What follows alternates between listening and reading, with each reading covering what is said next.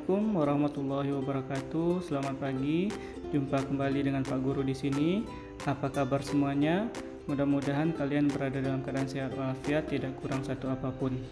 Di momen hari kemerdekaan ini, Bapak ingin berpesan kepada kalian semuanya, marilah kita isi kemerdekaan ini dengan kegiatan-kegiatan bermanfaat. Salah satunya adalah dengan belajar dengan tekun. Hari ini kita akan belajar tema 2, subtema 1, pembelajaran 3. Untuk itu, persiapkan diri kalian, persiapkan buku kalian, supaya kalian bisa mengikuti pembelajaran dengan baik. Tujuan pembelajaran yang akan kita capai adalah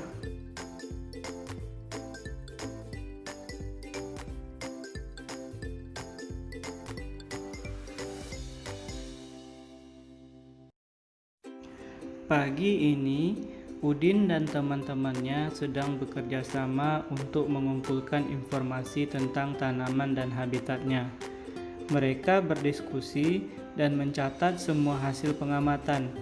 Meskipun mereka berasal dari latar belakang yang berbeda, namun perbedaan tidak menghalangi mereka untuk belajar bersama. Untuk melengkapi informasi, mereka pergi ke perpustakaan umum dan menemukan informasi tentang tumbuhan dan habitatnya. Informasi yang berhasil mereka peroleh adalah tumbuhan melakukan adaptasi. Tujuan tumbuhan beradaptasi adalah yang pertama untuk melindungi diri dari pemangsa atau musuh. Yang kedua, untuk bertahan hidup. Yang ketiga, untuk berkembang biak. Adaptasi adalah kemampuan atau ciri-ciri khusus yang dimiliki hewan atau tumbuhan untuk menyesuaikan diri dengan lingkungannya. Berdasarkan habitatnya, tumbuhan bisa kita bagi menjadi 5 macam. Yang pertama adalah xerofit. Xerofit adalah tumbuhan yang hidup di lingkungan yang memiliki sedikit air. Contohnya adalah kaktus. Nah, kaktus ini memiliki ciri khusus. Yang pertama, permukaan batang berlapis lilin. Tujuannya adalah untuk mengurangi penguapan. Yang kedua, memiliki batang tebal yang berisi banyak cadangan air. Yang ketiga, daun berbentuk duri, tujuannya adalah untuk mengurangi penguapan. Yang keempat, memiliki akar yang panjang, tujuannya adalah untuk memudahkan mencari sumber air. Yang kedua adalah halofit. Halofit adalah tumbuhan yang hidup di lingkungan dengan kadar garam tinggi, misalnya di laut ataupun di pantai. Contoh tanamannya adalah bakau. Nah, ciri khusus yang dimiliki oleh tanaman bakau ini, yang pertama, memiliki akar nafas yang bertujuan untuk memperoleh oksigen atau untuk dia bernafas. Yang kedua, bagian bawah daun memiliki kelenjar untuk mengeluarkan kelebihan oksigen. Yang ketiga adalah hidrofit. Hidrofit adalah tumbuhan yang hidup di lingkungan air. Contohnya adalah teratai dan eceng gondok. Nah, yang pertama tumbuhan teratai ini memiliki ciri khusus. Yang pertama, memiliki daun yang lebar dan tipis. Tujuannya adalah untuk mempercepat penguapan. Yang kedua, memiliki batang berongga untuk menyalurkan oksigen.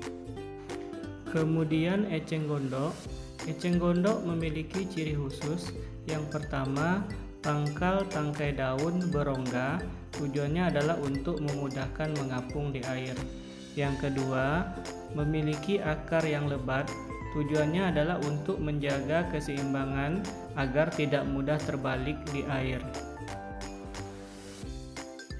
Keempat, hygrofit. Hygrofit adalah tumbuhan yang hidup di daerah yang lembab.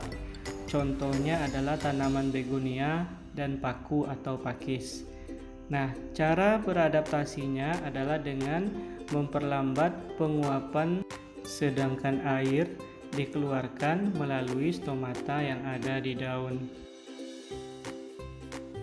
Yang kelima, tumbuhan yang hidup di daerah yang miskin oksigen. Contohnya adalah kantung semar dan venus. Tumbuhan kantong semar memiliki ciri khusus. Yang pertama, mengeluarkan nektar yang berfungsi untuk menarik serangga mendekatinya, sehingga serangga pun tergelincir masuk ke dalam kantong. Kemudian serangga dicerna dan diambil nitrogennya.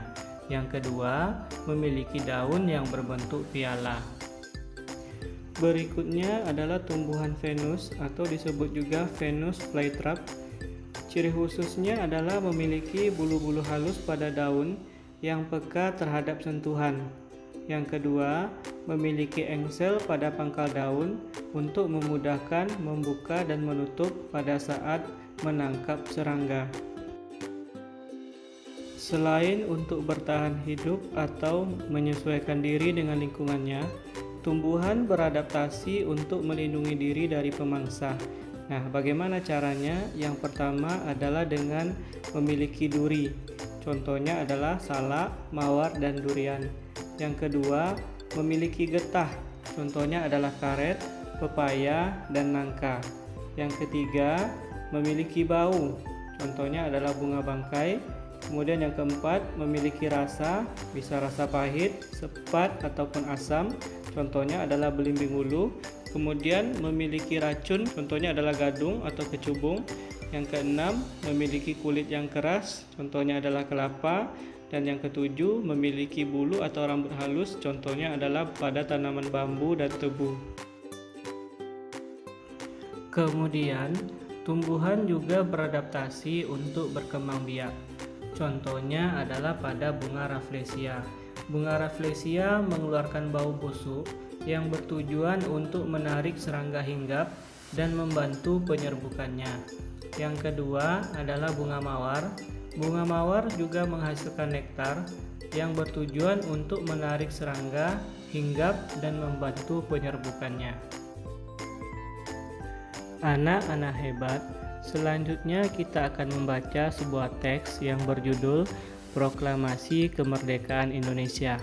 Nah, setelah itu nanti kalian akan diminta untuk membuat peta pikiran dengan memanfaatkan kata tanya yang sudah kita pelajari pada pertemuan sebelumnya.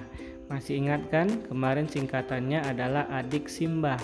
Apa, di mana, kapan, siapa, mengapa, dan bagaimana. Nah, simak baik-baik ya, Bapak akan baca teksnya. Proklamasi Kemerdekaan Indonesia.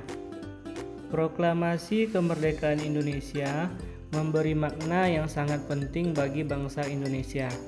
Sejak teks proklamasi kemerdekaan dibacakan, rakyat Indonesia memiliki negara merdeka, berdaulat, dan bermartabat. Tonggak sejarah tersebut tidak akan terjadi apabila tidak ada anak bangsa yang berani memproklamirkan kemerdekaan. Mereka adalah pejuang bangsa yang tidak boleh dilupakan. Berikut adalah para pejuang bangsa yang telah berjasa terhadap kemerdekaan negara Indonesia. Insinyur Soekarno merupakan salah satu orang yang berjasa dalam mendirikan negara Republik Indonesia sebagai negara berdaulat. Bung Karno lahir di Blitar, Jawa Timur, tanggal 6 Juni tahun 1901 dan meninggal di Jakarta pada tanggal 21 Juni tahun 1970. Bung Karno menyusun konsep teks proklamasi di rumah Laksamana Tadasi Maeda bersama Bung Hatta dan Mr. Ahmad Subarjo. Ia kemudian menandatangani teks proklamasi atas nama bangsa Indonesia bersama Bung Hatta. Bung Karno membacakan teks proklamasi kemerdekaan Indonesia di kediamannya di Jalan Pegangsaan Timur nomor 56 Jakarta. Dr. Andus Haji Muhammad Hatta atau Bung Hatta lahir di Bukit Tinggi, Sumatera Barat, 12 Agustus tahun 1902. Beliau wafat di Jakarta 14 Maret tahun 1980 pada usia 77 tahun. Bung Hatta menyusun konsep teks proklamasi bersama Bung Karno dan Mr. Ahmad Subarjo. Ia ikut menandatangani teks proklamasi atas nama bangsa Indonesia bersama Bung Karno. Muhammad Hatta adalah wakil presiden pertama Indonesia. Selain itu, beliau adalah Bapak Koperasi Indonesia.